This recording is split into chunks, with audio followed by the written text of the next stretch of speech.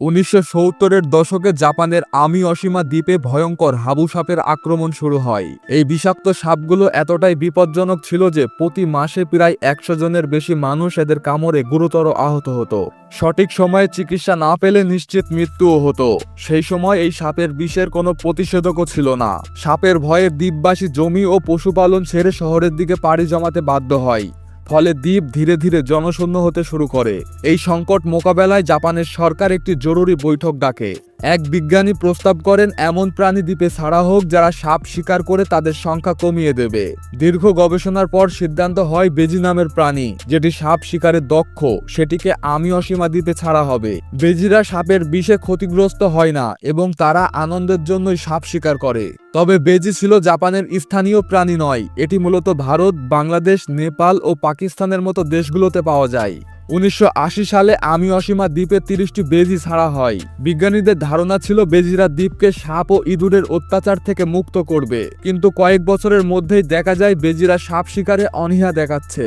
কারণ হাবু সাপ নিশাচর প্রাণী এবং রাতে গর্ত থেকে বের হয়। দিনের বেলায় বেজিরা সাপ শিকারে আগ্রহী ছিল না। ফলাফল, বেজিরা সাপের পরিবর্তে দ্বীপের অন্য ছোট প্রাণীদের শিকার করতে শুরু করে। বেজিরা দুর্লভ প্রজাতির খরগোশ এবং স্থানীয় পাখিদের বিলুপ্তর পথে ঠেলে দেয়। তারা পাখির বাসা থেকে ডিম চুরি করে এবং চাষিদের ফসল নষ্ট করতে শুরু করে। পরিস্থিতি এতটাই মারাত্মক হয়ে ওঠে যে দ্বীপের জীববৈচিত্র্যের বিশাল ক্ষতি হয়। 1980 সালে যেখানে 30টি বেজি ছাড়া হয়েছিল, 25 বছর পর এদের সংখ্যা বেড়ে 50,000-এ দাঁড়ায়। বেজিদের কারণে দ্বীপের বহু প্রাণী অদৃশ্য হতে শুরু করে। 2000 সালের দিকে জাপানের সরকার বেজি দমন করার জন্য একটি বিশেষ অভিযান শুরু করে।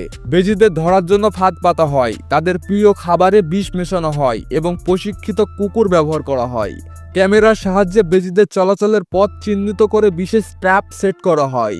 এই অভিযান কয়েক মাস নয়, বছরের পর বছর ধরে চলে। অবশেষে 2018 সালে জাপানের সরকার ঘোষণা করে যে আমি অশিমা দ্বীপ সম্পূর্ণ বেজিমুক্ত হয়েছে।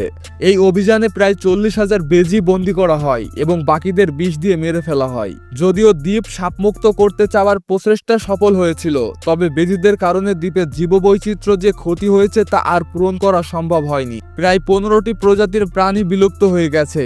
বর্তমানে দ্বীপে সাপের কামড়ের সংখ্যা কমে এসেছে, কিন্তু এর কৃতিত্ব বেজিদের নয়, মানুষ অ্যালার্ট থাকার কারণে এবং সাপ ধরার ফাঁদের ব্যবস্থার কারণে এটি সম্ভব হয়েছে। এই ঘটনা থেকে একটি বড় শিক্ষা হলো, মানুষ যতই বুদ্ধিমান হোক, প্রকৃতির বিরুদ্ধে গিয়ে কখনোই সঠিক ফলাফল আশা করা যায় না। প্রকৃতির ভারসাম্য নষ্ট করার অর্থ ভবিষ্যতে নিজেদের জন্যই বিপদ ডেকে আনা।